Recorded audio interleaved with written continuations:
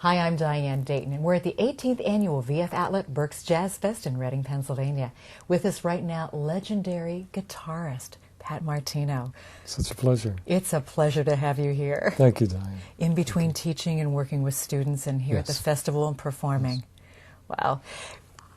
The name that always comes up with who guitarists and jazz guitarists want to emulate. It's you, Pat. Gee, I'm impressed. It's you. It's always you. Thanks for telling me. Let's give a little insight into who you are and how you've become who you are.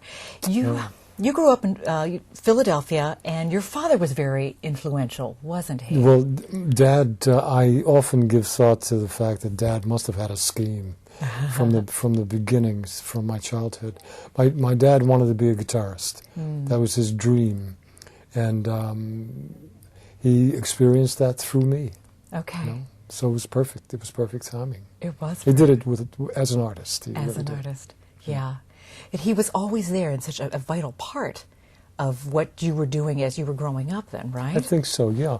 Dad was very functional with me, interacting-wise, until the age of, I'd say, 14 or 15, at which time I left home, and I went to New York City, to Harlem, to be precise, and I lived in New York City for 27 years, and I would visit Mom and Dad from time to time, but most of that time I established myself, toured with some of the major players in the early years of jazz, Gene Ammons and Sonny Stitt, Don Patterson and Billy James, just so many players. And it, to this very day, I mean, it never ended. It does, does it? No. Well, that whole Harlem era was kind of what we call the soul jazz period for you. Is that what that was? In a way, it's difficult, Diane, it's difficult for me to relate to different forms of music, idioms of music, whether it be rhythm and blues, whether it be bebop, hard bop, fusion, avant-garde. It really blends in with culture itself. I think our culture has a great deal to do with how individuals within it express themselves.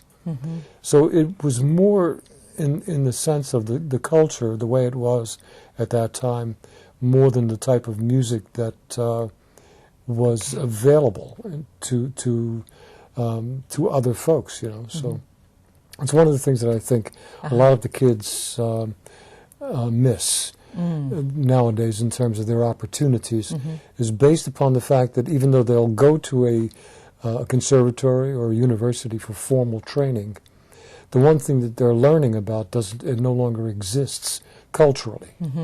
And it's in a completely different format with regards to how it manifests itself. So you can study Miles or Train or even Charlie Parker, and you can study it and analyze it along the lines of musicology, but what's missing is that time and era, the surrounding, the needs of the people, what they were expressing. Right. So it's different. It's very odd. Yeah. It's very odd. Yeah. You're working with some students today, tomorrow. Yes. Yes, I am. What's that like for you? It's a wonderful opportunity to share the moment. You know, everything comes down to the moment. It's always the ability to interact, to gain and stimulation from each other. You know, gain insight. You know, you have a teacher and consider it a circle, and you have a student, consider that a circle.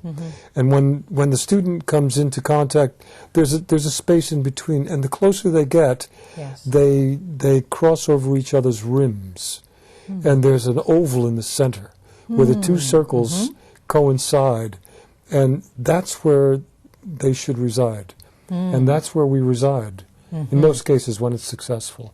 That little oval in the center of the two large circles that join and meet is the place where both are learning from each other. You know?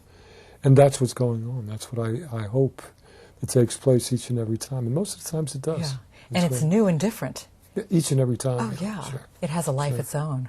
I get as much from the student as the student gets from me, hopefully. Oh, wow. That's great. You have a remarkable career. Oh, thank you. And you've also been through a lot in your life. And there was a time when you had a brain aneurysm.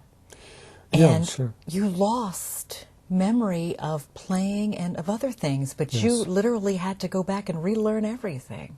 Yeah, I did. It took 17 years. Oh my gosh. It took 17 years. Actually, the problem that brought the aneurysm about was referred to as AVM, arterial venous malformation, Okay. which I was born with the problem, and it was misdiagnosed throughout the earlier years. And finally, in 1979, going into 80, it reached a climax, the aneurysm itself, and I was given 2 hours to live, and went into neurosurgery, and came out the other end completely loss of memory, amnesia. And it was it was almost like the erasing of a blackboard.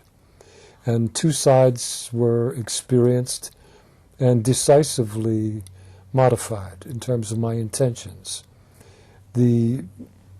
To redefine everything turned into a form of refinement.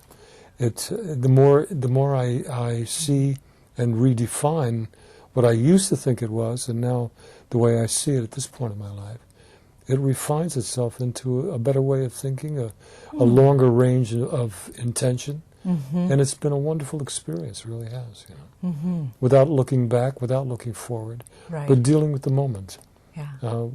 as precisely as possible, and it's been great. Yeah. It's been great. And what a change in outlook on life going through that too. Totally. It's interesting you should bring that up. I remember a time when my interest was along the lines of being a craftsman, and I say that because of the craft as a musician, which is different now. My interest is the moment. It's participating with other individuals who are stimulated, who are alive, who are here and now, you know. And sometimes that isn't musicians. There was a time when I used to prefer to be with musicians because we shared something in common. As I began to redefine what we all share in common, the boundaries began to widen and wider. And now I share in common a smile with one of my neighbors, or the twinkle in the eye of one of the kids on the street. And I'm not so possessed with music along the lines of my career or my profession like I used to be. Now it seems to be second nature. It's become an implant that resides within me. Whenever it's called upon, it functions with a great deal of, what's the word? It gives of itself to me. And it's there, and I'm fulfilled because of that. But not distracted from all the other things that fulfill me as well, you know. Right. There's more continuance. You know? More depth. Yeah. Continuity. Yeah, And continuity. Sure. Yeah. Yeah, very much so. Wow. You have a website too. Yeah, I don't do. you? Yes, Yeah. I do. PatMartino.com. We'll make it easy, right? Yeah, sure. So on the website we can find out more about what you're doing, what you're up to. Yeah, gee, many things. There's an itinerary window for all of the upcoming events. There is a guest book where, in fact, one of the individuals recently has brought to my attention that she would like to do a journal of nothing but all of the interaction on the guest book. There's also a billboard where it's a forum that participates on the canvas of All About Jazz that goes right there, and there's questions and answers and action that way. There's, of course, videos and books and just so many different things. Good. Yeah, Well, we can great stuff. check that out. Please, feel Thank free. you for taking time today at the Berks Jazz Fest to talk really with a us. pleasure. Yeah. My pleasure. Guitarist Pat Martino coming to you from the Berks Jazz Fest in Reading, Pennsylvania.